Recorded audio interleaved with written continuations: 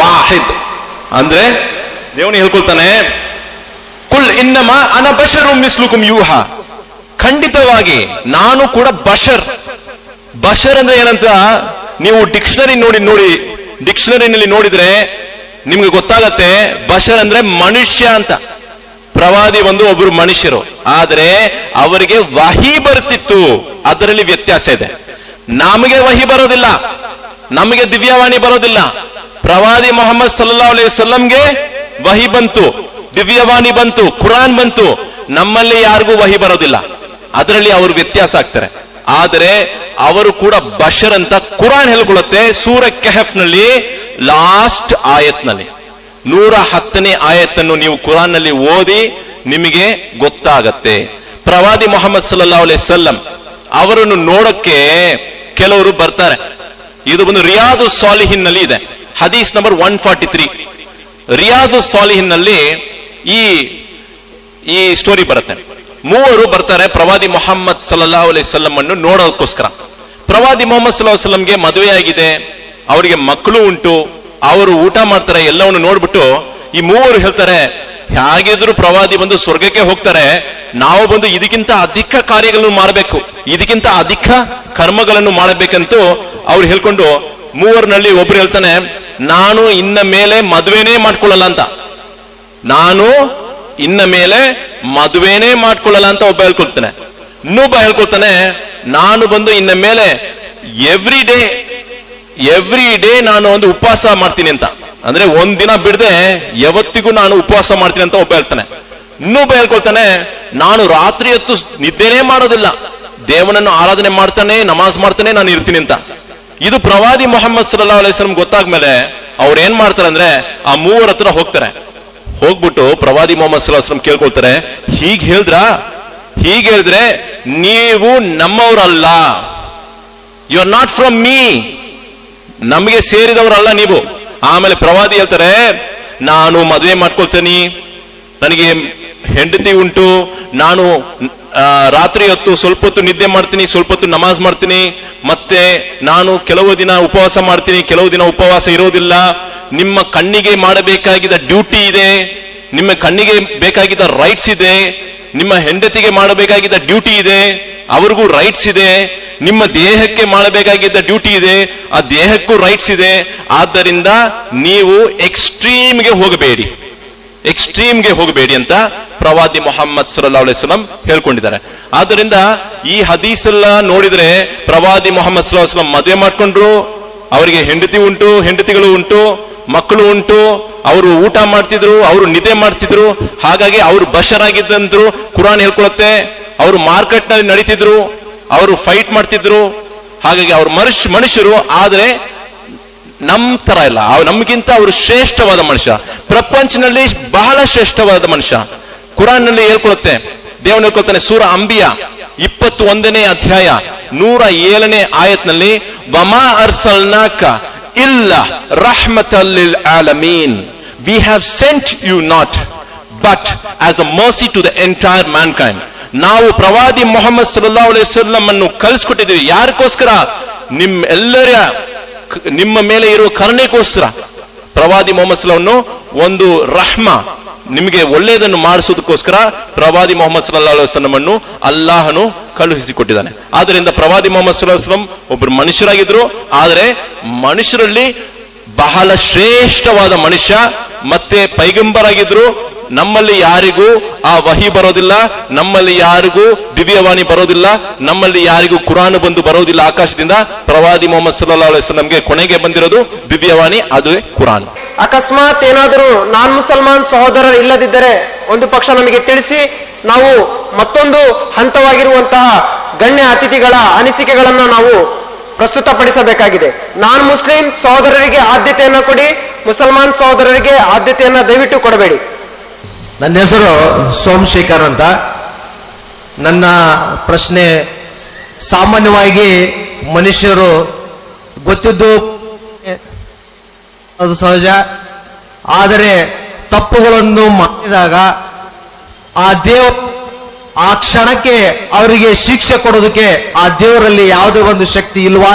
ನೀವು ಹೇಳಿದ ಪ್ರಕಾರ ತಪ್ಪು ಮಾಡಿದ ಮೇಲೆ ಅವನು ನರಕಕ್ಕೆ ಹೋದ ಮೇಲೆ ಅವನಿಗೆ ಶಿಕ್ಷೆ ಅನುಭವಿಸ್ತಾನೆ. ಆ ನರಕಕ್ಕೆ ಹೋದ ಮೇಲೆ ಶಿಕ್ಷೆ ಅನುಭವಿಸೋದನ್ನ ಯಾರು ನೋಡ್ತಾರೆ? ತಪ್ಪು ಮಾಡಿರೋದು ಇಲ್ಲೇ. ಆ ತಪ್ಪು ಮಾಡಿದವನಿಗೆ ಆ ಕ್ಷಣದಲ್ಲಿನೇ ಅವನಿಗೆ ಶಿಕ್ಷೆಯನ್ನು ಆಗೋದಕ್ಕೆ, ಆ ವಿಧಿಸೋದಕ್ಕೆ ಆ ಒಂದು ದೇವರಲ್ಲಿ ಶಕ್ತಿ ಇಲ್ವಾ ಅನ್ನೋದೇ ನಮ್ಮ ಪ್ರಶ್ನೆ. ಕುರಾನ್ ನಲ್ಲಿ ಅಂದ್ರೆ ಇವರ ಪ್ರಶ್ನೆ ಏನಂದ್ರೆ, ಯಾಕೆ ದೇವನು ಆ ಕ್ಷಣಕ್ಕೆ ಅವನು ಒಂದು ಶಿಕ್ಷೆ ಕೊಡ್ತಿಲ್ಲ ಅಂತ. ಕುರಾನ್ ನಲ್ಲಿ ದೇವನು ಹೇಳ್ಕೊಡ್ತಾನೆ, ಸೂರ ಅನ್ಆಮ್ 6ನೇ ಅಧ್ಯಾಯ 165ನೇ ಆಯತ್ನಲ್ಲಿ, ಇನ್ನ ರಬ್ಬಕ ಸರೀಉಲ್ ಇಕಾಬ್ ವ ಇನ್ನಹು ಲಗಫೂರುರ್ ರಹೀಮ್. ಅಂದ್ರೆ ದೇವನು ನಿಮ್ಮನ್ನ ಶಿಕ್ಷೆ ಕೊಡೋದ್ರಲ್ಲಿ ಬಹಳ ಫಾಸ್ಟ್ ಆಗಿದ್ದಾನೆ. ಖಂಡಿತವಾಗಿ ಶಿಕ್ಷೆ ಕೊಡ್ಬೇಕಂದ್ರೆ ಬಹಳ ಫಾಸ್ಟ್. ಆದರೆ ಅವನೇ ನಿಮಗೆ ಕರುಣೆಯನ್ನು ತೋರಿಸುವವನು. ಎರಡೂ ಇದೆ ಅವನಿಗೆ. ಈ ಅಟ್ರಿಬ್ಯೂಟ್ ಇದೆ, ಆ ಅಟ್ರಿಬ್ಯೂಟ್ ಇದೆ. ಅವನು ಕರುಣೆಯನ್ನು ತೋರಿಸುವನು, ಅವನು ಶಿಕ್ಷೆಯನ್ನು ಕೊಡುವನು. ಇವಾಗ ಶಿಕ್ಷೆ ಯಾಕೆ ಅವನು ತಕ್ಷಣ ಕೊಡ್ತಿಲ್ಲ ಅಂದ್ರೆ, ಅವನಿಗೆ ಇನ್ನೊಂದು ನಾಮ ಇದೆ. ಅವನೇ ಅಲ್ ಹಲೀಮ್. ಅಲ್ ಹಲೀಮ್ ಅಂತ ಹೇಳಿದ್ರೆ ಅವನು ಬಾಲ ಫೋರ್ ಬಿಯರಿಂಗ್. ಅವನಿಗೆ ಬಾಲ ಪೇಷನ್ಸ್ ಇದೆ. ಪೇಷನ್ಸ್ ಏನ್ ಹೇಳ್ತೀರಾ? ತಾಳ್ಮೆ ಇದೆ. ಟೈಮ್ ಕೊಡ್ತಾ ಇದ್ದಾನೆ ನಿಮ್ಗೆ. ಟೈಮ್ ಕೊಡ್ತಾನೆ. ಯಾವತ್ತಾದ್ರೂ ಒಂದಿನ ಪಶ್ಚಾತ್ತಾಪ ಮಾಡ್ಕೊಳ್ತಾನೆ ಅಂತ, ಯಾವತ್ತಾದ್ರೂ ಒಂದಿನ ದೇವನ ಹತ್ರ ಬೇಡ್ಕೊಳ್ಳಂತೆ ದೇವನು ಒಂದು ಚಾನ್ಸ್ ಕೊಡ್ತಾ ಇದ್ದಾನೆ. ಟೈಮ್ ಕೊಟ್ರೆ ಅದನ್ನ ಯೂಸ್ ಮಾಡ್ಕೊಳ್ಬೇಕು.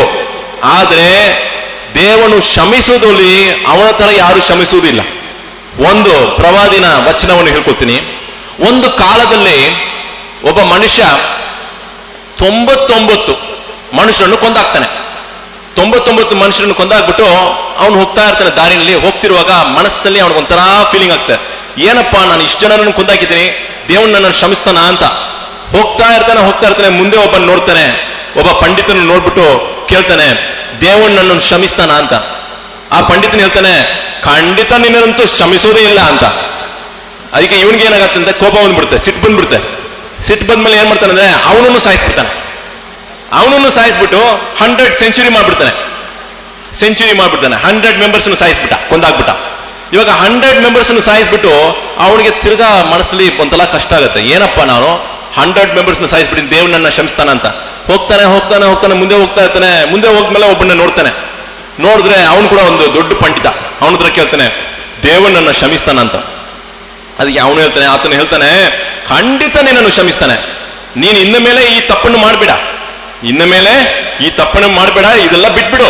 ನೀನೇನ್ ಮಾಡ್ಬೇಕು, ಇಲ್ಲಿಂದ ಇನ್ನೊಂದು ಜಾಗ ಇದೆ, ಅಲ್ಲಿ ಎಲ್ಲ ಒಳ್ಳೆ ಮನುಷ್ಯರು ಇರುವ ಜಾಗ, ಅಲ್ಲಿ ಹೋಗ್ಬಿಟ್ಟು ನೀನು ಸ್ವಲ್ಪ ಕಾಲವನ್ನು ಕಳಿ. ಇವನು ಹೋಗ್ತಾನೆ ಅಲ್ಲಿ ಆ ಜಾಗಕ್ಕೆ. ಹೋಗ್ತಾನೆ ಇರುವಾಗ ದಾರಿನಲ್ಲಿ ಸತ್ತೋಗ್ಬಿಡ್ತಾನೆ. ದಾರಿಯಲ್ಲಿ ಸತ್ತೋಗ್ಮೇಲೆ ಆಕಾಶದಿಂದ ದೇವದೂತರು ಬರ್ತಾರೆ. ಆ ದೇವದೂತರು ಕೆಳಗಡೆ ಬರ್ತಾರೆ. ಅದರಲ್ಲಿ ಕರುಣೆಯನ್ನು ತೋರಿಸುವ ದೇವದೂತರು ಬರ್ತಾರೆ, ಶಿಕ್ಷೆಯನ್ನು ಕೊಡುವ ದೇವದೂತರು ಬರ್ತಾರೆ. ಇವಾಗ ಶಿಕ್ಷೆಯನ್ನು ತೋರಿಸುವ ದೇವದೂತರು ಹೇಳ್ಕೊಳ್ತಾರೆ, ಇವನು ಪಾಪ ಮಾಡಿದ್ದಾನೆ, 100 ಕೊಲೆಯನ್ನು ಮಾಡಿದ್ದಾನೆ, ಇವನು ಶಿಕ್ಷೆ ಅನುಭವಿಸಬೇಕು, ಇವನು ನರಕಕ್ಕೆ ಕಳ್ಸ್ಕೊಳ್ಳೋಣ ಅಂತ. ಕರುಣೆಯನ್ನು ತೋರಿಸುವ ಆ ದೇವದೂತರು ಬರ್ತಾರೆ. ಅವ್ರು ಬಂದು ಹೇಳ್ಕೊಳ್ತಾರೆ, ಇವನು ಕ್ಷಮಾಪಣೆ ಕೇಳಿದ್ದಾನೆ ದೇವನ ಹತ್ರ, ಇನ್ನ ಮೇಲೆ ಮಾಡೋದಿಲ್ಲ ಅಂತ ಅವನು ಕ್ಷಮಾಪಣೆ ಮಾಡಿದ್ದಾನೆ, ಆದ್ರಿಂದ ಅವನಿಗೆ ಕರುಣೆ ತೋರಿಸ್ಬೇಕು, ಅವನಿಗೆ ಸ್ವರ್ಗವನ್ನು ಕೊಡಬೇಕು ಅಂತ. ಆಕಾಶದಿಂದ ಒಂದು ಸೌಂಡ್ ಬರುತ್ತೆ. ಏನಂತ ಹೇಳಿ, ಇವನು ಎಲ್ಲಿ ಹೋಗಬೇಕಾಗಿದ್ದೋ ಅದು ಒಂದು ವೇಳೆ ಪಕ್ಕ ಇದ್ರೆ ಅವನಿಗೆ ನೀವು ಕರುಣೆಯನ್ನು ತೋರಿಸಿ, ಇಲ್ಲ ಅವನು ಎಲ್ಲಿಂದ ಬಿಟ್ನೋ ಆ ಜಾಗ ಪಕ್ಕ ಇದ್ರೆ ಅವನಿಗೆ ನೀವು ಶಿಕ್ಷೆಯನ್ನು ಕೊಡಿಸಿ ಅಂತ. ದೇವನು ಏನ್ ಮಾಡ್ತಾನಂದ್ರೆ, ಅವನು ಹೋಗಬೇಕಾಗಿದ್ದ ಜಾಗವನ್ನು ಶ್ರಿಂಕ್ ಮಾಡಿ, ಆ ಜಾಗವನ್ನು ಏರಿಯಾವನ್ನು ಕಮ್ಮಿ ಮಾಡಿ ಆತನನ್ನು ಸ್ವರ್ಗಕ್ಕೆ ಕಳಿಸ್ಕೊಡ್ತಾನೆ. ಹಾಗಾಗಿ ದೇವನು ಒಂದು ಕರುಣೆಯನ್ನು ತೋರಿಸುವನು. ನಾವು ಎಷ್ಟೇ ತಪ್ಪು ಮಾಡಿಲಿ, ನಮ್ಮ ಮಾಜಿ CM ಇದಾರಲ್ಲ, CM ಅವ್ರು ಇವತ್ತು ಏನೇ ಕಷ್ಟ ಆಗಲಿ, ಅವರು ಕೂಡ ಪಶ್ಚಾತ್ತಾಪ ಮಾಡಿ ಇನ್ನ ಮುಂದೆ ನಾನು ಒಳ್ಳೆ ಜೀವನ ಮಾಡ್ತೀನಿ ಅಂತ ಅವರು ಒಂದು ಬಯಸಿದರೆ ದೇವನು ಅದನ್ನು ಕೂಡ ಅವನು ಕ್ಷಮಿಸುವುದಕ್ಕೆ ತಯಾರಾಗಿ ಇದ್ದಾನೆ. ಯಾವ ಮನುಷ್ಯರಿಗೆ ತಪ್ಪು ಮಾಡೋದಿಲ್ಲ? ತಪ್ಪು ಮಾಡಬಹುದು. ಆದ್ರೆ ಯಾರು ಒಳ್ಳೆ ಮನುಷ್ಯ ಅಂದ್ರೆ, ತಪ್ಪು ಮಾಡಿಬಿಟ್ಟು ದೇವನ ಹತ್ರ ಪಶ್ಚಾತ್ತಾಪ ಮಾಡೋನು ಶ್ರೇಷ್ಠವಾದ ಮನುಷ್ಯ. ಆದ್ರಿಂದ ನಾನು ಬಯಸುತ್ತೇನೆ, ನಮ್ಮ ಮಾಜಿ CM ಅಂದ್ರೆ ನಮ್ಮ ಇವಾಗ ಕಷ್ಟಪಡ್ತಾ ಇದ್ದಾರೆ, ಅವರು ಕೂಡ ದೇವನು ಒಳ್ಳೆ ದಾರಿಯನ್ನು ತೋರಿಸಿ ಅವರ ಪಾಪವನ್ನು ಕ್ಷಮಿಸಿ ಅವರು ಇನ್ನು ಮುಂದೆ ಒಳ್ಳೆ ರೀತಿಯಲ್ಲಿ ಜೀವನ ಮಾಡಲಿ ಅಂತ ಅವರಿಗಾಗಿ ನಾನು ಪ್ರಾರ್ಥನೆ ಮಾಡ್ತೀನಿ. ನಾವೆಲ್ಲರೂ ಪ್ರಾರ್ಥನೆ ಮಾಡೋಣ. ನಮಗೆ ಅವ್ರ ಮೇಲೆ ಏನು ಕ್ರೋಧ ಇಲ್ಲ. ಇಲ್ಲಿ ಯಾರೆಲ್ಲ ಜೈಲಿಗೆ ಹೋಗಿದ್ರು ಅವ್ರ ಮೇಲೆ ಕ್ರೋಧ ಇಲ್ಲ. ಅವರು ಕೂಡ ಒಂದಿನ ಒಳ್ಳೆಯವರಾಗಿ ಆಗಿ ನಮ್ ಜೊತೆಗೆ ಚೆನ್ನಾಗಿ ಬಾಳೋಣ ಅಂತ ಅವ್ರಿಗೋಸ್ಕರ ನೀವು ಪ್ರಾರ್ಥನೆ ಮಾಡಿ, ದೇವರು ಒಳ್ಳೆ ದಾರಿ ತೋರಿಸ್ಲಿ ಅಂತ ನೀವು ಪ್ರಾರ್ಥನೆ ಮಾಡಿ. ನಾನು ಕೂಡ ಪ್ರಾರ್ಥನೆ ಮಾಡ್ತೀನಿ. ನಾನ್ ಮುಸ್ಲಿಂ ಸಹೋದರರಿಗೆ ಆದ್ಯತೆಯನ್ನ ಕೊಡಬೇಕಾಗಿ ನಾನು ವಾಲಂಟಿಯರ್ ಸಹೋದರಲ್ಲಿ ವಿನಂತಿಯನ್ನ ಮಾಡ್ಕೊಳ್ತೇನೆ. ಹಲೋ, ನನ್ನ ಹೆಸರು ವೆಂಕಟೇಗೌಡ ಅಂತ. ಈ ಸರ್ಕಾರದವರು ಫ್ಯಾಮಿಲಿ ಪ್ಲಾನಿಂಗ್ ಅಳವಡಿಸೋದ್ರಿಂದ ಹಿಂದೂ ಧರ್ಮಕ್ಕೂ ಅನುಸರಿಸುತ್ತೆ ಮತ್ತು ಮುಸ್ಲಿಂ ಧರ್ಮದವರಿಗೂ ಅನುಸರಿಸುತ್ತೆ ಎಂಬ ನನ್ನ ಒಂದು ವಾದ. ಆದರೆ ಹಿಂದೂ ಧರ್ಮದವರು ಮದುವೆ ಆಗೋದಿಲ್ಲ, ಒಂದೇ ಮದುವೆ ಆಗ್ತಾರೆ. ಬಟ್ ಮುಸ್ಲಿಂ ಧರ್ಮದವರು ಅಂದರೆ 4 5 3 ಮದುವೆ ಆಗಬೇಕಂತಕ್ಕಂಥ ಪರ್ಮಿಷನ್ ಇದೆ. ಮತ್ತು ಮಕ್ಕಳ ಪ್ರಶ್ನೆ ಅದಕ್ಕೆ ಲಿಮಿಟ್ ಇಲ್ಲ ಅಂತ ಹೇಳ್ತಾರೆ. ಇದಕ್ಕೆ ನಿಮ್ಮ ವಾದ ಏನು? ಇವಾಗ ಒಳ್ಳೆ ಪ್ರಶ್ನೆ ಕೇಳಿದ್ರು. 2 ಪ್ರಶ್ನೆ ಇದೆ. ಒಂದು ಬಂದು ಅಂದ್ರೆ ಮಕ್ಕಳು ಜಾಸ್ತಿ ನೀವು ಮಾಡೋದು ಯಾಕೆ ಅಂತ ಅದೊಂದು. 2ನೇ ಪ್ರಶ್ನೆ ಬಂದು ಯಾಕೆ ಜಾಸ್ತಿ ಮದುವೆ ಮಾಡ್ಕೊಳ್ತೀರಾ ಅಂತ ಒಂದು. ಇವಾಗ 2ನೇ ಪ್ರಶ್ನೆಗೆ ಫಸ್ಟ್ ಬರ್ತೀನಿ. ಯಾಕಂದ್ರೆ ಜಾಸ್ತಿ ಮದುವೆ ಮಾಡಿದ್ರೆ ಜಾಸ್ತಿ ಮಕ್ಕಳಾಗಕ್ಕೆ ಸಾಧ್ಯ ಇದೆ ಅಲ್ಲ. ಫಸ್ಟ್ ಅದ್ರ ಬಗ್ಗೆ ಮಾತಾಡೋಣ. ಇವಾಗ ಒಂದು ರಿಸರ್ಚ್ ಮಾಡಿದ್ರು. 1951 ಇಂದ 1961ಗೆ 10 ವರ್ಷ ಕಾಲದಲ್ಲಿ ಜಾಸ್ತಿ ಮದುವೆ ಹಿಂದೂಸ್ ಮಾಡ್ತಾರ ಇಲ್ಲ ಜಾಸ್ತಿ ಮದುವೆ ಮುಸ್ಲಿಮ್ಸ್ ಮಾಡ್ತಾರ ಅಂತ ಇಂಡಿಯಾನಲ್ಲಿ ಒಂದು ರಿಸರ್ಚ್ ಮಾಡಿದ್ರು. ಅವಾಗ ರಿಸರ್ಚ್ ಮಾಡಿದ್ಮೇಲೆ ಗೊತ್ತಾಯ್ತು ಏನಂತ, ಮುಸಲ್ಮಾನರು 4.37% ಮದುವೆ ಮಾಡ್ತಾ ಇದಾರೆ, ಒಂದಕ್ಕಿಂತ ಜಾಸ್ತಿ. ಹಿಂದೂಸು 5.06% ಅವರು ಮದುವೆ ಮಾಡ್ತಾ ಇದಾರೆ. ಅಂದ್ರೆ ಮುಸಲ್ಮಾನ್ಗಿಂತ ಜಾಸ್ತಿ ಮದುವೆ ಮಾಡೋದು ಯಾರು? ಹಿಂದೂಸು ಮಾಡ್ತಾ ಇದಾರೆ. ಆದ್ರೆ ಹಿಂದೂಸ್ಗೆ ಬಂದು 1954ನಲ್ಲಿ ಹಿಂದೂ ಮ್ಯಾರೇಜ್ ಆಕ್ಟ್, ಇವಾಗ ನಾನು ಹೇಳೋ ಪರ್ಸೆಂಟೇಜ್ ಅಲ್ಲಿ 0.06% ಅದೆಲ್ಲ ಸ್ವಲ್ಪ ಡಿಫರೆನ್ಸ್ ಇರ್ಬೋದು. ಆದ್ರೆ ಆ ರೆಕಾರ್ಡ್ ಪ್ರಕಾರ ಏನ್ ಗೊತ್ತಾಗ್ತಿದೆ ಅಂದ್ರೆ ಮುಸಲ್ಮಾನರಿಗಿಂತ ಹಿಂದೂಸ್ ಬಂದು ಜಾಸ್ತಿ ಮದುವೆ ಮಾಡ್ತಾರೆ ಅಂತ ಒಂದು ರೆಕಾರ್ಡ್ ಆಗಿದೆ. ಇವಾಗ ಮುಸಲ್ಮಾನರಲ್ಲಿ ಎಷ್ಟು 4 ಮದುವೆವರೆಗೂ ಮಾಡ್ಬೋದು, ಆದ್ರೂ ಕೂಡ ನಾವು ಜಾಸ್ತಿ ಮಾಡೋರಿಲ್ಲ. ಇವಾಗ ಇಲ್ಲಿ ಇದ್ದಾರಲ್ಲ, ಇಲ್ಲಿ ಸ್ಟೇಜ್ ನಲ್ಲಿ ಎಷ್ಟು ಜನ ಬಂದು 2 ಮದುವೆ ಮಾಡಿದ ನೋಡಿದ್ರೆ ಒಂದು ಕೂಡ ನೋಡಕ್ ಕಷ್ಟ. ಎಷ್ಟು ಜನರಿ ಮದುವೆ ಮಾಡಿದಾರ? 2 ನೋಡಲ್ಲ. ಇಲ್ಲಿ ಎಷ್ಟು ಜನ 2 ಮದುವೆ ಮಾಡಿದಾರ? ಕೈ ಎತ್ತಿ ನೋಡೋಣ. ಎಷ್ಟು ಜನ? ಒಂದು ಕೈ ಕೂಡ ಇಲ್ಲ. ಎಷ್ಟು ಜನ ಮದುವೆ ಮಾಡಿದಾರ ಸೆಕೆಂಡ್ ಮ್ಯಾರೇಜು? ಒಂದು ಕೂಡ ಇಲ್ಲ. ಫ್ರಂಟ್ ನಲ್ಲಿದೆ. ಮಾಷಾಲ್ಲ ಮಾಷಾಲ್ಲ. ಅವ್ರನ್ನ ನೋಡಿದ್ರೆ ನನಗೆ ಬಹಳ ಸಂತೋಷ ಆಗತ್ತೆ. ನೋಡಿ, ಎಲ್ಲಾ ಮನುಷ್ಯರು ಒಂದಕ್ಕಿಂತ ಜಾಸ್ತಿ ಮದುವೆ ಮಾಡಕ್ಕೆ ಅವನಿಗೆ ಮನಸ್ಸಿನಲ್ಲಿ ಆಸೆ ಇರುತ್ತೆ. ಆದ್ರೆ ಮದುವೆ ಮಾಡಕ್ಕೆ ಧೈರ್ಯ ಬೇಕು. ಬಹಳ ಈಸಿ ಇಲ್ಲ. ಕುರಾನ್ ಅಲ್ಲಿ ಏನ್ ಹೇಳ್ಕೊಳ್ತಂದ್ರೆ ದೇವನು ಸೂರಾ ನಿಸಾ chapter number 4 verse number 3, marry in 2s 3s or 4s, but if you cannot do justice marry only 1. ಅಂದ್ರೆ 2 ಮದುವೆ ಮಾಡ್ಕೊಳ್ಳಿ, 3 ಮದುವೆ ಮಾಡ್ಕೊಳ್ಳಿ, 4 ಮದುವೆ ಮಾಡ್ಕೊಳ್ಳಿ. ಆದರೆ ನ್ಯಾಯ ಮಾಡಕ್ಕೆ ಸಾಧ್ಯ ಇಲ್ಲ ಅಂದ್ರೆ ನಿಮಗೆ ಒಂದೇ ಸಾಕು ಅಂತ. ಎಷ್ಟು? ಒಂದೇ ಸಾಕು. ಹಾಗಾಗಿ ನಮ್ಗೆಲ್ಲ ಭಯ, ನ್ಯಾಯ ಮಾಡಕ್ಕೆ ನಮ್ಗೆ ಭಯ. ಪರ್ಮಿಷನ್ ಇದ್ರೂ ಕೂಡ ನಮ್ಮಲ್ಲಿ ನೋಡಿ 1% ಪರ್ಮಿಷನ್ ಇದ್ದು ಕೂಡ ನಮ್ಮಲ್ಲಿ ಎಷ್ಟು ಜನ ಮದುವೆ ಮಾಡ್ತಿದ್ರೆ? ಬಹಳ ಕಡಿಮೆ. ಆದ್ರೆ ಮುಸ್ಲಿಂ ಅಲ್ಲದೆ ಇರುವ ಮನುಷ್ಯರು ಏನ್ ಮಾಡ್ತಾರೆ ಅಂದ್ರೆ ಅವರು ಬಂದು ಟಿವಿನಲ್ಲಿ ಮತ್ತೊಂದು ಹೆಂಗಸರನ್ನು ನೋಡ್ತಾ ಇದಾರೆ. ಇಸ್ಲಾಂನಲ್ಲಿ ಮತ್ತೊಂದು ಹೆಂಗಸರನ್ನು ನೋಡೋದೇ ತಪ್ಪು. ಪೇಪರ್ನಲ್ಲಿ ನ್ಯೂಸ್ ಪೇಪರ್ನಲ್ಲಿ ಮತ್ತೊಂದು ಹೆಂಗಸರನ್ನು ನೋಡೋದೇ ತಪ್ಪು. ನ್ಯೂಸ್ ರೀಡರ್ಸ್ ಅನ್ನು ನೋಡೋದು ತಪ್ಪು. ನಮ್ಮಲ್ಲಿ ಡಿಸ್ಕೋಥೆಕ್ ಇಲ್ಲ, ಡ್ಯಾನ್ಸ್ ಇಲ್ಲ, ಪಾರ್ಟಿ ಇಲ್ಲ, ನ್ಯೂ ಇಯರ್ ಸೆಲೆಬ್ರೇಷನ್ ಇಲ್ಲ, ಡೇಟಿಂಗ್ ಇಲ್ಲ. ಇವಾಗ ನೀವು ಬೆಂಗಳೂರು ಬಂದ್ರೆ ನಿಮ್ಗೆ ಗೊತ್ತಾಗುತ್ತೆ. ಸ್ಯಾಟರ್ಡೆ ನೈಟ್ ಆಗ್ಬಿಟ್ರೆ ಕಾಲೇಜಿಗೆ ಹೋಗೋ ಹುಡುಗರು ಏನ್ ಮಾಡ್ತಾರೆ ಅಂದ್ರೆ ಹುಡುಗಿರನ್ನು ಕರ್ಕೊಂಡು ಹೋಗ್ತಾರೆ. ಈ ವಾರ ಒಂದು ಲಡ್ಕಿ ಈ ವಾರ ಒಂದು ಹೆಂಗಸನ್ನು ಕರ್ಕೊಂಡು ಹೋದ್ರೆ ನೆಕ್ಸ್ಟ್ ವೀಕ್ ಅವಳನ್ನು ಕರ್ಕೊಂಡು ಹೋಗಲ್ಲ, ಬೇರೊಬ್ಬರನ್ನ ಕರ್ಕೊಂಡು ಹೋಗ್ತಾರೆ. ಅರ್ಥ ಆಗ್ತೀವಿ ನಿಮ್ಗೆ? ಅಂತ ಒಂದು ಕಾಲ, ಅಂತ ಒಂದು ಪರಿಸ್ಥಿತಿ. ಇಸ್ಲಾಂ ಏನು ಹೇಳ್ಕೊಡ್ತಂದ್ರೆ ಮದುವೆ ಮಾಡಿ ಜೀವನವನ್ನು ಕೊಡಿ. ಇವತ್ತಿಗೆ ವರದಕ್ಷಿಣೆಯಿಂದ ಎಷ್ಟೋ ಹೆಂಗಸರು ಮದುವೆ ಮಾಡದೇ ಇದ್ದಾರೆ, ಅವ್ರಿಗೆ ಇನ್ನೊಂದು ಜೀವ ಕೊಡ್ಬೋದು. ಎಷ್ಟೋ ಹೆಂಗಸು ಮನೆಯಲ್ಲಿ ಕೂತ್ಕೊಂಡಿದ್ದಾರೆ, ಅವ್ರ ಗಂಡ ಸತ್ತೋಗ್ಮೇಲೆ ಅವ್ರನ್ನ ಮದುವೆ ಮಾಡಕ್ಕೆ ಯಾರು ಇಲ್ಲ, ಅವರನ್ನು ನೀವು ಮದುವೆ ಮಾಡಬಹುದು. ಎಷ್ಟೋ ಹೆಂಗಸರಿಗೆ ಮದುವೆ ಮಾಡದೆ ಮನೆಯಲ್ಲಿ ಇರುವ ಅಂತ ಹೆಂಗಸರಿಗೆ ಇನ್ನೊಂದು ಜೀವ ಕೊಡ್ಬೋದು. ಆದ್ದರಿಂದ 2ನೇ ಮದುವೆ ಮಾಡಿ, 3ನೇ ಮದುವೆ ಮಾಡಿ, 4ನೇ ಮದುವೆ ಮಾಡಿ, 5ನೇ ಮಾಡಬೇಡಿ, 5 ಮಾಡಬೇಡಿ. ಯಾಕಂದ್ರೆ ಪರ್ಮಿಷನ್ ಇಲ್ಲ. ನನಗೆ ಮಾತ್ರ ಸ್ವಲ್ಪ ಧೈರ್ಯ ಇದ್ರೆ, ನನ್ನ ಹೆಂಡತಿಗೆ ನಾನು ಸ್ವಲ್ಪ ಕನ್ವಿನ್ಸ್ ಮಾಡಕ್ ಧೈರ್ಯ ಆದ್ರೆ 4ವರೆಗೂ ಹೋಗ್ತೀನಿ. ಅರ್ಥ ಆಯ್ತಾ? ನಮ್ಮ ಮನೆಯಲ್ಲಿ ಆಗ್ಲಿ ಇಲ್ಲ ನಮ್ಮ ಸೊಸೈಟಿ ಆಗ್ಲಿ ಸೆಕೆಂಡ್ ವೈಫ್ ಅನ್ನ ನೋಡಿದ್ರೆ ಅವ್ರಿಗೆ ಒಂಥರ ಆಗತ್ತೆ, ಏನಪ್ಪ ಇವನು ಒಂಥರ ಕಾಮ ಇವನಿಗೆ ಇದೆ, ಜಾಸ್ತಿ ಕಾಮ ಇದೆ, ಅದಕ್ಕೆ ಅವನು ಸೆಕೆಂಡ್ ಥರ್ಡ್ ಫೋರ್ಡ್ ಮಾಡ್ತಾನಂತ. ಆಗಿಲ್ಲ. ಇವಾಗ ನೀವು ಮಲೇಷ್ಯಾಗ ಹೋಗಿ, ಸೌದಿ ಅರೇಬಿಯಾಗ ಹೋಗಿ, ಅಲ್ಲೆಲ್ಲ ಬಂದು second marriage, third marriage, fourth marriage ಬಹಳ ಈಸಿ. ಅವ್ರು ಮಾಡಿದ್ರೆ ಏನು, ಅವ್ರಿಗೆ ಕೊಡ್ಬೇಕಾಗಿದ್ದ ಎಲ್ಲ ಜಸ್ಟಿಸ್ ಮಾಡ್ತಾರೆ. ಒಂದು ಮನೆ ಒಂದು ದಿನ ಒಂದು ಮನೆಯಲ್ಲಿ ಇದ್ರೆ ಮತ್ತೊಂದು ದಿನ ಇನ್ನೊಂದು ದಿನ ಅವ್ರ ಮನೆಯಲ್ಲಿ ಇರ್ಬೇಕು, ಇನ್ನೊಬ್ಬರ ಮನೆಯಲ್ಲಿ. ಇಲ್ಲಿ ಏನ್ ನಡೆಯುತ್ತೆ, ಒಂದು ಮದುವೆ ಮಾಡಿದ್ರೆ ಇನ್ನೊಂದು ಹೆಂಡತಿನ ಹಂಗೆ ಬಿಟ್ಬಿಡ್ತಾನೆ. ಇಲ್ಲಿ ಏನ್ ನಡೆಯುತ್ತೆ, ಮದುವೆ ಮಾಡಿ ಕೂಡ್ಲೆ ಇನ್ನೊಂದು ಹೆಂಡತಿನ ಹಂಗೆ ಬಿಟ್ಬಿಡ್ತಾನೆ. ಅದ್ರಲ್ಲಿಲ್ಲ, ಅದು ನ್ಯಾಯ ಇಲ್ಲ. ಇಸ್ಲಾಂ ಏನ್ ಹೇಳ್ಕೊಳುತ್ತೆ, ನೀವು ಅವ್ರಿಗೂ ಕೊಡ್ತೀರಾ ಟೈಮು, ಇವ್ರಿಗೂ ಟೈಮ್ ಕೊಡ್ಬೇಕು, ಅವ್ರಿಗೂ ಕಾಸು ಕೊಡ್ತೀರಾ, ಇವ್ರಿಗೂ ಕಾಸು ಕೊಡ್ಬೇಕು, ಅವ್ರಿಗೂ ಎಲ್ಲವನ್ನು ವ್ಯವಸ್ಥೆ ಮಾಡಬೇಕು, ಇವ್ರಿಗೂ ವ್ಯವಸ್ಥೆ ಮಾಡಬೇಕು. ಹಾಗೆ ಮಾಡಿದ್ರೆ ಮಾತ್ರ ನೀವು ಮದುವೆಯನ್ನು ಮಾಡಬೇಕು. ಇಲ್ಲದೆ ಇದ್ರೆ ಹೆಂಗಸರ ಜೊತೆಗೆ ನ್ಯಾಯ ಮಾಡಿಲ್ಲ ಅಂದ್ರೆ ಆ ಪರಲೋಕದಲ್ಲಿ ದೇವನ ಏನ್ ಮಾಡ್ತಾನೆ, ಅವನನ್ನು ಎಬ್ಸುವಾಗ ಒಂದು ಕಡೆ ಲೀನಿಂಗ್ ಆಗಿ ಎಬ್ಸ್ತಾನೆ, ಒಂದು ಕಡೆ ಲೀನಿಂಗ್ ಆಗಿದ್ರೆ ಹೆಂಗಿರುತ್ತೆ ಹೀಗೆ. ಸೊ ಅವನಿಗೆ ಯಾವ ಒಬ್ಬ ವ್ಯಕ್ತಿ ಈ ಪ್ರಪಂಚದಲ್ಲಿ ತನ್ನ ಹೆಂಡತಿಗೆ ನ್ಯಾಯ ಮಾಡಿಲ್ಲನೋ ಅವನಿಗೆ ಅಂತ ಕಷ್ಟ ಕೊಡ್ತಾನೆ. ಇವಾಗ ಇನ್ನೊಂದು ಕ್ವಶನ್ಗೆ ಬರೋಣ, ಯಾಕೆ ನೀವು ಅಧಿಕ ಮಕ್ಕಳನ್ನು ಹುಟ್ಟಿಸ್ತೀರಂತ. ನೋಡಿ, ಚೈನಾ ಬಂದು ಇಂಡಿಯಾನಲ್ಲಿ, ಚೈನಾ ಬಂದು ವರ್ಲ್ಡ್ ನಲ್ಲಿ ಒನ್ ಆಫ್ ದಿ ಪವರ್. ಇವತ್ತು ಪವರ್ ಚೈನೀಸ್ ಪ್ರಾಡಕ್ಟ್ ಬಂದು ಎಲ್ಲಾ ಕಡೆ ಇದೆ ಮಾರ್ಕೆಟ್. ನೀವು ಅಮೆರಿಕಾಗೆ ಹೋಗಿ, ಸೌದಿ ಅರೇಬಿಯಾಗೆ ಹೋಗಿ, ಅಲ್ಲಿರುವ ಪ್ರಾಡಕ್ಟ್ ನಲ್ಲಿ ಅನೇಕ ಪ್ರಾಡಕ್ಟ್ಸ್ ಎಲ್ಲ ಚೈನೀಸ್ ಪ್ರಾಡಕ್ಟ್. ಯಾಕೆ?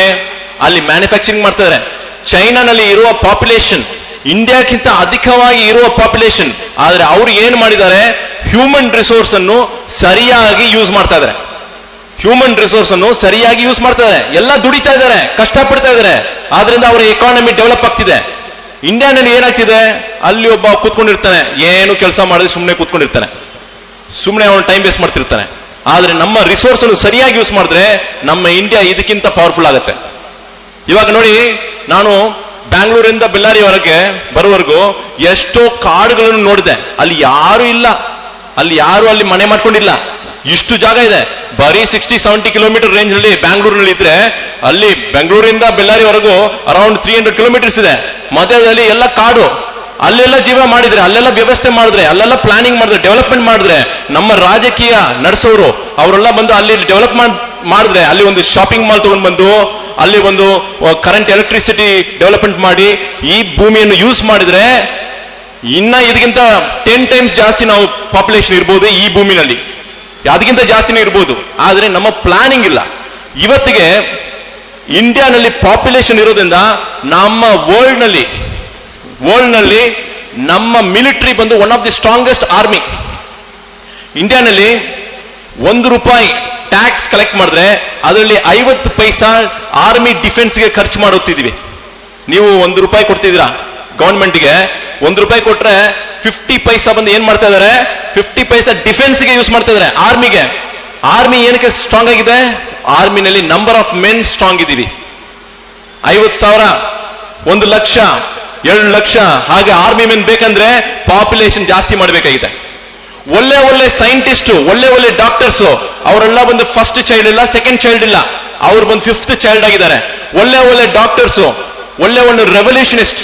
ನೆಲ್ಸನ್ ಮಂಡೇಲಾ ಗೊತ್ತಿದೆ ನಮ್ಗೆ. ನೆಲ್ಸನ್ ಮಂಡೇಲಾ ಹುಟ್ಟಿದ ಬಂದು ಅವರ ತಾಯಿ ಅಂದ್ರೆ ಅವರ ತಂದೆಗೆ 2ನೇ ಹೆಂಡತಿಗೆ ಹುಟ್ಟಿದ್ದಾರೆ.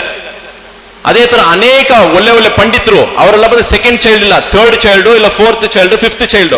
ಇಂಥ ಜ್ಞಾನಿಗಳು ಈ ಭೂಮಿಗೆ ಬಂದ್ರೆ ಪ್ರಪಂಚದಲ್ಲಿ ಇರುವ ಕಷ್ಟ ಎಲ್ಲ ಹೋಗ್ಬಿಡುತ್ತೆ. ಆದ್ದರಿಂದ ನಾವೇನ್ ಮಾಡ್ತಿದೀವಿ, ಬಹಳ ಮಕ್ಕಳನ್ನು ಹುಟ್ಟಿಸ್ಬೇಕು, ಆದ್ರೆ ಒಳ್ಳೆ ಮಕ್ಕಳನ್ನು ಹುಟ್ಟಿಸ್ಬೇಕು. ಆಲ್ಕೋಹಾಲ್ ಸೇರಬಾರ್ದು, ಮದ್ಯಪಾನ ಸೇರಬಾರದು, ಜೂಜಾಡಬಾರ್ದು, ಅನ್ಯಾಯವಾಗಿ ಯಾರು ಕಷ್ಟ ಕೊಡಬಾರ್ದು. ಅವನು ಮದುವೆ ಮಾಡ್ಕೊಂಡು ಜೀವನ ಮಾಡಬೇಕು, ಬಿಸ್ನೆಸ್ ಮಾಡಬೇಕು, ವೇಸ್ಟ್ ಮಾಡಬಾರ್ದು, ದೇವನನ್ನು ಆರಾಧನೆ ಮಾಡಬೇಕು. ಹಾಗೆ ಜೀವನ ಮಾಡಿದ್ರೆ ಈ ಪ್ರಪಂಚದಲ್ಲಿ ಒಳ್ಳೇದು ನಡೆಯುತ್ತೆ ಅಂತ ಅನೇಕ ಮಕ್ಕಳನ್ನು ಹುಟ್ಟಿಸ್ಬೇಕು ಮುಸ್ಲಿಮರು. ಯಾಕಂತ ಹೇಳಿದ್ರೆ ಒಂದು 100 ಕಲ್ಲನಿಗೆ ಒಂದು ಡಾಕ್ಟರ್ ಇರಬೇಕಲ್ಲೋ, 100 ಕಲ್ಲನಿಗೆ ಒಂದು ಪೊಲೀಸ್ ಇರಬೇಕು. ಒಬ್ಬೊಬ್ಬ ಮುಸಲ್ಮಾನು ಸರಿಯಾಗಿ ಅವನು ಇಸ್ಲಾಂ ಪ್ರಕಾರ ಜೀವನ ಮಾಡಿದ್ರೆ ಅವನೊಬ್ಬ ಪೊಲೀಸ್ ತರ. ಎಂತ ಪೊಲೀಸ್ ಅಂದ್ರೆ ನ್ಯಾಯಕ್ಕೋಸ್ಕರ ಅವನು ಜೀವನವನ್ನು ನಡೆಸ್ತಾನೆ, ನ್ಯಾಯಕ್ಕೋಸ್ಕರ ಅವನು ಬದುಕ್ತಾನೆ.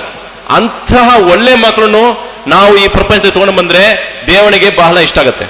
ಒಳ್ಳೆ ಮಕ್ಕಳು ಅವರು ಬಂದು ದೇವನನ್ನು ಆರಾಧನೆ ಮಾಡುವಾಗ ನಾವು ಸತ್ತು ಬೂದಿಯಾಗ ಮೇಲೆ ಕೂಡ ಅವರು ಮಾಡುವ ಒಳ್ಳೆ ಕರ್ಮಗಳು ನಮಗೆ ಬಂದು ಸೇರುತ್ತದೆ. ಆದ್ದರಿಂದ ನಾನು ಹೇಳ್ಕೊಳ್ಳೋದೇನೆಂದ್ರೆ, ಫ್ಯಾಮಿಲಿ ಪ್ಲಾನಿಂಗ್ ಏನು ನಮ್ಗೆ ಬೇಕಾಗಿಲ್ಲ. ನಾವು ಒಪ್ಕೊಳ್ಳೋದೇ ಇಲ್ಲ ಫ್ಯಾಮಿಲಿ ಪ್ಲಾನಿಂಗ್. ನಮಗೆ 2, 3, 4ವರೆಗೂ ಮ್ಯಾರೇಜ್ ಮಾಡಬಹುದು. ಎಲ್ಲರೂ ಎಷ್ಟು ಬೇಕಂತ ಮ್ಯಾರೇಜ್ ಮಾಡ್ಕೊಳ್ಳಿ, 4ವರೆಗೂ ಪರ್ಮಿಷನ್ ಇದೆ. ಅದೇ ತರ ಎಷ್ಟು ಬೇಕಂತ ಮಕ್ಕಳು ಮಾಡಿ ಚೆನ್ನಾಗಿ ಅವರಿಗೆ ನೀವು ಎಲ್ಲ ಪಾಠವನ್ನು ಕಲಿಸಿ ಒಳ್ಳೆಯದನ್ನು ಮಾಡಕ್ಕೆ ಅವರಿಗೆ ದಾರಿ ತೋರಿಸಿ ಸನ್ಮಾರ್ಗ ಮಾರ್ಗದರ್ಶಿಯಾಗಿರಿ. ಆಗ ಮಾಡಿದ್ರೆ ಈ ಭೂಮಿ ಕೂಡ, ಇಂಡಿಯಾ ಕೂಡ ಒಳ್ಳೆ ಜಾಗ ಆಗುತ್ತೆ ಇನ್ಶಾಲ್ಲಾ. ಸಹೋದರರ ಭಾಗದಿಂದ ಯಾರಾದರೂ ನಾನ್ ಮುಸ್ಲಿಂ ಸಹೋದರರಿದ್ದರೆ ಅವರಿಗೆ ಆದ್ಯತೆಯನ್ನ ಕೊಡಿ. ಮುಸಲ್ಮಾನ್ ಸಹೋದರರಿದ್ದರೆ ಅವರ ಪ್ರಶ್ನೆಯನ್ನು ತಿರಸ್ಕರಿಸಲಾಗುತ್ತದೆ. ನನ್ನ ಹೆಸರು ಮಲ್ಲಿಕಾರ್ಜುನ್ ಹಿರೇಮಠ ಅಂತ, ವೃತ್ತಿಯಲ್ಲಿ ಶಿಕ್ಷಕನಾಗಿದ್ದೇನೆ. ಫಸ್ಟ್ ಆಫ್ ಆಲ್ ಈ ಕಾರ್ಯಕ್ರಮವನ್ನು ಸಂಯೋಜನೆ ಮಾಡಿರ್ತಕ್ಕಂಥ ಟ್ರಸ್ಟಿ ಮೆಂಬರ್ಸ್ಗೆ ಅಭಿನಂದನೆಗಳನ್ನು ಈ ಮೂಲಕ ಹೇಳಲಿಕ್ಕೆ ಬಯಸ್ತಾ ಇದ್ದೇನೆ.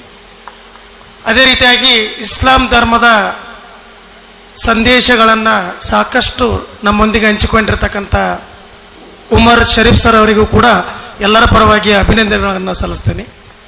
ನನ್ನ ಪ್ರಶ್ನೆ, ಮುಸ್ಲಿಂ ಬಾಂಧವರನ್ನು ನೋಡಿದ ತಕ್ಷಣವೇ ನಮ್ಮ ಸಮಾಜ ಸರಳವಾಗಿ ಗುರುತಿಸಿಬಿಡುತ್ತೆ.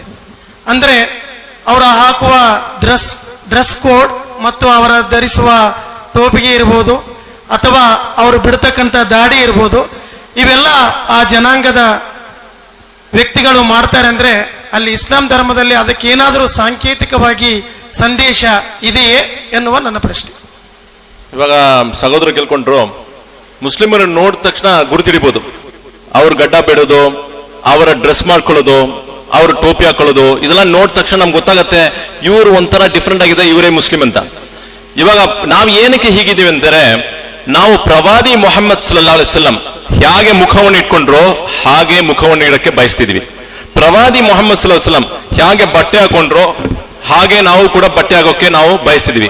ಪ್ರವಾದಿ ಮೊಹಮ್ಮದ್ ಸಲ್ಲಲ್ಲಾಹು ಅಲೈಹಿ ವಸಲ್ಲಂ ಹೇಗೆ ಜೀವನ ಮಾಡಿದ್ರು ಹಾಗೆ ಜೀವನ ಮಾಡೋಕೆ ನಾವು ಬಯಸ್ತಿದ್ವಿ. ಹಾಗಾಗಿ ಈ ಗಡ್ಡ ಬಿಡೋದು, ಪ್ರವಾದಿ ಮೊಹಮ್ಮದ್ ಸಲ್ಲಲ್ಲಾಹು ಅಲೈಹಿ ವಸಲ್ಲಂ ಗಡ್ಡ ಬಿಟ್ಟಿದ್ರು, ಮತ್ತೆ ನಮಗೂ ಕೂಡ ಆರ್ಡರ್ ಕೊಟ್ರು ನೀವು ಗಡ್ಡ ಬಿಡಿ ಅಂತ. ಆ ಮಾತಿಗೆ ಬೆಲೆ ಕೊಟ್ಟು ನಾವೆಲ್ಲ ಗಡ್ಡ ಬಿಡ್ತಿದ್ವಿ. ಇವತ್ತಿಗೆ ನೀವು ನೋಡಿದ್ರೆ, ಗಡ್ಡ ನೋಡಿದ್ರೆ ಇದು ಒಂದು ಲೇಬಲ್ ತರ, ಒಂದು ಪ್ರಾಡಕ್ಟ್, ಒಂದು ಹೊಸ ಪ್ರಾಡಕ್ಟ್ ಬಂದು ಬ್ಯಾಂಗ್ಳೂರಿನಲ್ಲಿ ಬರ್ತಿದೆ. ಒಂದು ಕಾರ್, ಹೊಸ ಕಾರ್ ಬರ್ತಿದೆ. ಆ ಕಾರ್ಗೆ ಒಂದು ಲೋಗೋ ಬೇಕು. ಲೋಗೋ ಇದ್ರೆ, ಲೋಗೋ ನೋಡಿದ್ರೆ ಇದೇ ಆ ಕಾರ್ ಅಂತ ನಮಗೆ ಗುರುತಿಡಿಬಹುದು. ಅದೇ ತರ ನೀವು ಒಂದು ಕ್ರೋಸಿನ್ ಬಾಟಲ್ ತಗೊಳ್ತಿದ್ರ, ಕ್ರೋಸಿನ್ ಬಾಟಲ್ ತಗೊಳ್ಳುವಾಗ ಅದರಲ್ಲಿ ಲೇಬಲ್ ಇರಬೇಕು, ಲೇಬಲ್ ನಲ್ಲಿ ಕ್ರೋಸಿನ್ ಅಂತ ಹೆಸರು ಇರಬೇಕು. ಇವತ್ತಿನ ಭೂಮಿನಲ್ಲಿ ಒಂದು ಪ್ರಾಡಕ್ಟ್ ಅನ್ನು ಅಡ್ವರ್ಟೈಸ್ಮೆಂಟ್ ಮಾಡಬೇಕಂದ್ರೆ ಬಹಳ ಕಷ್ಟ. ಒಂದು ಪ್ರಾಡಕ್ಟ್ ಅನ್ನು ಎಲ್ಲರೂ ಮುಂಚೆ ತಗೊಂಡು ಬರ್ಬೇಕಂದ್ರೆ ಬಹಳ ಕಷ್ಟ. ಆದ್ರೆ ಇಸ್ಲಾಂ ಧರ್ಮದಲ್ಲಿ ನೋಡಿ, ಒಬ್ಬ ಮನುಷ್ಯ ರೋಡ್ ನಲ್ಲಿ ನಡ್ಕೊಂಡು ಹೋಗ್ತಾನೆ ಇರ್ತಾನೆ, ಗಡ್ಡ ಬಿಟ್ಕೊಂಡು ಟೋಪಿ ಹಾಕೊಂಡು. ಅವ್ನು ನೋಡಿದ ತಕ್ಷಣ ಹೇಳ್ಬೋದು ಇವನು ಮುಸ್ಲಿಂ ಅಂತ. ಅವನು ಮುಸ್ಲಿಂ ಅಂದ್ರೆ ಅವನ ಧರ್ಮ ಏನು ಅದ್ರ ಬಗ್ಗೆ ನಮ್ಗೆ ತಿಳುವಳಿಕೆ ಬರುತ್ತೆ. ಆದ್ದರಿಂದ ಅವನು ಒಂದು ಬ್ರ್ಯಾಂಡ್ ಅಂಬಾಸಿಡರ್.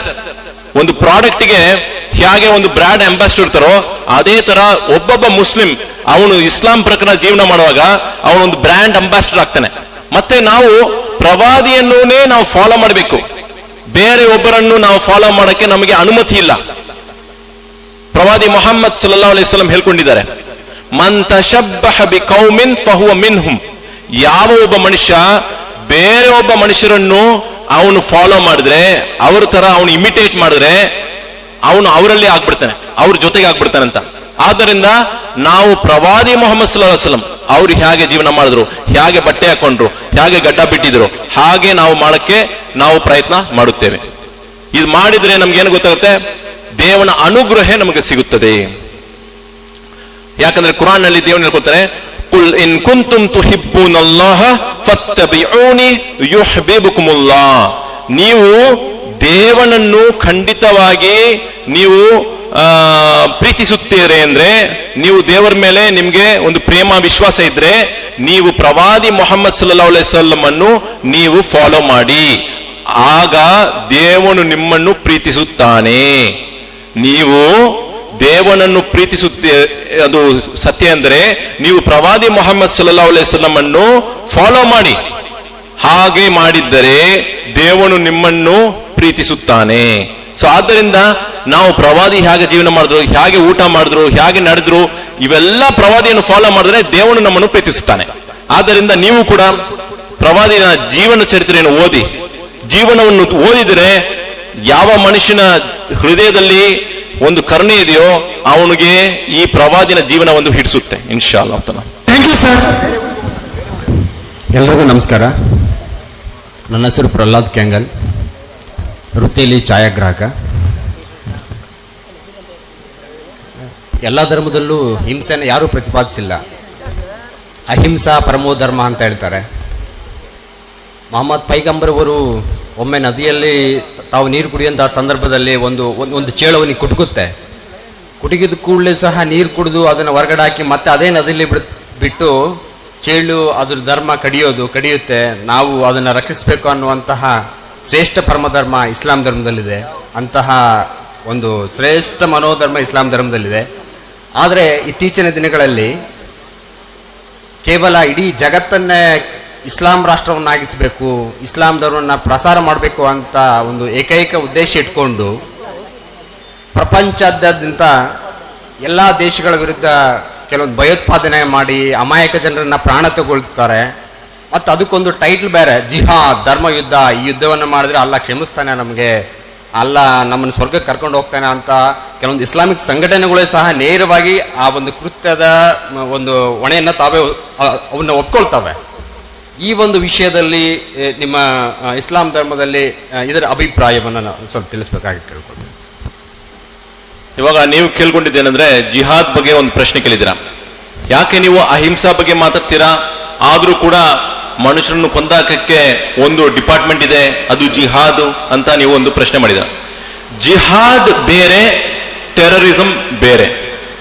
ಫಸ್ಟ್ ನಾವು ಅರ್ಥ ಮಾಡ್ಬೇಕಾಗಿದೆ ಏನಂದ್ರೆ ಜಿಹಾದ್ ಬೇರೆ, ಟೆರರಿಸಂ ಬೇರೆ. ಕುರಾನಿನ ಒಂದು ಆಯತ್ತು, ಸೂರ ಮಾಯಿದ 5ನೇ ಅಧ್ಯಾಯ 32ನೇ ಆಯತ್ನಲ್ಲಿ ದೇವನು ಹೇಳಿಕೊಳ್ತಾನೆ, ಮನ್ ಕತಲ ನಫ್ಸಂ ಬಿಗೈರಿ ನಫ್ಸಿನ್ ಔ ಫಸಾದಿನ್ ಫಿಲ್ ಅರ್ದಿ ಫಕಅನ್ನಮಾ ಕತಲ ನಾಸ ಜಮಿಯಾ.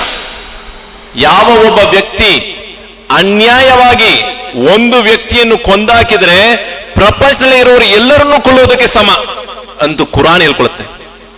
ಅದೇ ಕುರಾನಿನ ಆಯತ್ನಲ್ಲಿ ದೇವರು ಹೇಳ್ಕೊಳ್ತಾನೆ, ಯಾವ ಒಬ್ಬ ವ್ಯಕ್ತಿ ಒಂದು ಮನುಷ್ಯನನ್ನು ಕಾಪಾಡಿದ್ರೆ ಪ್ರಪಂಚದಲ್ಲಿರುವ ಎಲ್ಲ ಮನುಷ್ಯರನ್ನು ಕಾಪಾಡೋದಕ್ಕೆ ಸಮ ಅಂತ ಹೇಳ್ಕೊಳತ್ತೆ.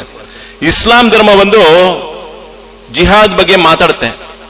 ಜಿಹಾದ್ ಅಂದ್ರೆ ಏನಂದ್ರೆ ಜಿಹಾದ್ ಫೀ ಸಬೀಲಿಲ್ಲಾ, ದೇವನ ಪಾದೆಯಲ್ಲಿ ಫೈಟ್ ಮಾಡೋದು. ಯಾರ ಜೊತೆಗೆ ಫೈಟ್ ಮಾಡಕ್ಕೆ ಇಸ್ಲಾಂ ಅನುಮತಿ ಕೊಡುತ್ತೆ ಅಂದ್ರೆ 4 ಟೈಪ್ ಪೀಪಲ್ ಇದ್ದಾರೆ ಪ್ರಪಂಚದಲ್ಲಿ. ನಾನ್ ಮುಸ್ಲಿಮ್ಸ್ ಅಂತ ಹೇಳ್ಕೊಂಡಿರುವಾಗ 4 ವೆರೈಟಿ, 4 ಟೈಪ್ಸ್ ಪೀಪಲ್ ಇದ್ದಾರೆ. ಅದರಲ್ಲಿ ಒಂದು ಬಂದು ಮುಹಾರಿಬ್, ಇನ್ನೊಬ್ಬ ಬಂದು ಮುಸ್ತಮಿನ್, ಇನ್ನೊಬ್ಬ ಬಂದು ಜಿಮ್ಮಿ, ಇನ್ನೊಬ್ಬ ಬಂದು ಮುಆಹಿದ್. ಮುಹಾರಿಬ್ ಅಂದ್ರೆ ಅವನು ಯಾರಂದ್ರೆ ಮುಸಲ್ಮಾನರು ಕೊಲ್ಲೋದಕ್ಕೆ ಅವನು ಪ್ರಯತ್ನ ಮಾಡ್ತಾ ಇದ್ದಾನೆ, ಅವರನ್ನು ಕೊಲ್ಲೋದಕ್ಕೆ ಎಲ್ಲಾ ವ್ಯವಸ್ಥೆಯನ್ನು ಮಾಡಿದ್ದಾನೆ. ಅಂತಹ ಮನುಷ್ಯರನ್ನು ಮಾತ್ರ ಇಸ್ಲಾಂ ಬಂದು ಫೈಟ್ ಮಾಡಕ್ಕೆ ಅನುಮತಿ ಕೊಡುತ್ತೆ, ಬೇರೆ ಒಬ್ಬರನ್ನು ಫೈಟ್ ಮಾಡಕ್ಕೆ ಅನುಮತಿ ಕೊಡೋದಿಲ್ಲ. ಜಿಮ್ಮಿ ಅಂದ್ರೆ ಯಾರಂದ್ರೆ ಒಂದು ಇಸ್ಲಾಮಿಕ್ ಕಂಟ್ರಿನಲ್ಲಿ, ಒಂದು ಇಸ್ಲಾಮಿಕ್ ಸ್ಟೇಟ್ ನಲ್ಲಿ ಜೀವನ ಮಾಡೋತಕ್ಕ ನಾನ್ ಮುಸ್ಲಿಮ್ಸ್, ಅವರು ಕ್ರಿಶ್ಚಿಯನ್ಸ್ ಆಗಿರ್ಬೋದು, ಅವರು ಐಡಲ್ ವರ್ಷಿಪ್ ಮಾಡಬಹುದು, ಮೂರ್ತಿ ಪೂಜೆ ಮಾಡೋರು ಇರ್ಬೋದು. ಆದ್ರೆ ಅವರು ಇಸ್ಲಾಮಿಕ್ ಕಂಟ್ರಿನಲ್ಲಿ ಅವರು ಅಲ್ಲಿ ಜೀವನ ಮಾಡಿದ್ರೆ ಅವರಿಗೆ ಜಿಮ್ಮಿಯೂನ್ ಅಂತ ಹೇಳ್ತಾರೆ. ಈ ಜಿಮ್ಮಿ ಬಗ್ಗೆ ಏನ್ ಹೇಳ್ಕೊಳುತ್ತೆ ಅಂದ್ರೆ ಅವರಿಗೆ ನೀವು ರೈಟ್ಸ್ ಕೊಡ್ಬೇಕು, ಅವರನ್ನ ನೀವು ಜೋಪಾನವಾಗಿ ನೋಡ್ಬೇಕು. ಜಿಮ್ಮಿ ಅಂತ ಹೇಳಿದ ಮೇಲೆ ನಿಮಗೆ ಒಂದು ಉರ್ದುನಲ್ಲಿ ಒಂದು ಮೀನಿಂಗ್ ಬರುತ್ತೆ, ಜಿಮ್ಮೆದಾರ್ ಅಂತ. ಆ ಜಿಮ್ಮಿ ಅಂದ್ರೆ ಏನಂದ್ರೆ ಅವರನ್ನು ಜೋಪಾನವಾಗಿ ನೋಡ್ಬೇಕು, ದ ಪ್ರೊಟೆಕ್ಟೆಡ್ ಪೀಪಲ್, ಅವರನ್ನು ಪ್ರೊಟೆಕ್ಷನ್ ಕೊಡ್ಬೇಕಂತ ಅದರ ಅರ್ಥ. ಆ ಜಿಮ್ಮಿಗೆ ಪ್ರೊಟೆಕ್ಷನ್ ಕೊಡ್ಬೇಕು. ಹಾಗಾಗಿ ಇಸ್ಲಾಮಿಕ್ ಸ್ಟೇಟ್ ನಲ್ಲಿ ಇವತ್ತಿಗೆ ನಮ್ಮ ಟೀಚರ್ಸ್ ಎಲ್ಲ ಇದ್ದಾರೆ, ಅವರು ಕುವೈತ್ಗೆ ಹೋಗ್ತಾರೆ, ರಿಯಾದ್ಗೆ ಹೋಗ್ತಾರೆ, ಜಿದ್ದಾಗ್ ಹೋಗ್ತಾರೆ. ನಮ್ಮ ಟೀಚರ್ಸು ನಾನ್ ಮುಸ್ಲಿಮ್ಸು ಅವ್ರು ಹೋಗ್ಬಿಟ್ಟು ಬಂದು ಹೇಳ್ತಾರೆ, ಶರೀಫ್ ನಮಗೆ ಇಲ್ಲಿಗಿಂತ ಅಲ್ಲಿ ಬಹಳ ಚೆನ್ನಾಗಿದೆ, ಒಳ್ಳೆ ಫ್ರೀಡಮ್ ಇದೆ, ಒಳ್ಳೆ ರೈಟ್ಸ್ ಇದೆ, ಚೆನ್ನಾಗಿ ನಾವು ಕಾಸು ಮಾಡ್ತಾ ಇದೀವಿ, ಅಲ್ಲಿಂದ ಬಂದು ಇಲ್ಲಿ ಬಂದು ಮನೆ ಮಾಡ್ತಾ ಇದ್ದಾರೆ ಅಂತ ಹೇಳ್ತಾರೆ. ನೋಡಿ ಎಷ್ಟು ಜನ ಹೋಗಿ ಸೌದಿ ಅರೇಬಿಯಾಗೆ ಹೋಗಿ ಬಿಸ್ನೆಸ್ ಮಾಡ್ತಾ ಇದಾರೆ, ಎಷ್ಟು ಜನ ಅಲ್ಲಿ ಹೋಗಿ ಬಂದು ಅವ್ರು ಬಿಸ್ನೆಸ್ ಮಾಡ್ಕೊಂಡು ಇಲ್ಲಿ ಬಂದು ಅವ್ರ ಮನೆ ಕಟ್ತಾ ಇದಾರೆ. ಯಾಕೆ? ಯಾಕಂದ್ರೆ ಅವರಿಗೆ ಅಲ್ಲಿ ರೈಟ್ಸ್ ಇದೆ. ಜಿಮ್ಮೀಸ್ ಆರ್ ಪ್ರೊಟೆಕ್ಟೆಡ್, ಅವರಿಗೆ ಪ್ರೊಟೆಕ್ಷನ್ ಸಿಗುತ್ತೆ. ಮತ್ತೆ ಮುಸ್ತಮ್ಮಿನ್ ಅಂತ ಇರುವ ನಾನ್ ಮುಸ್ಲಿಮ್ಸ್ ಯಾರಂದ್ರೆ, ನೀವು ಫೈಟ್ ಮಾಡುವಾಗ ಕೂಡ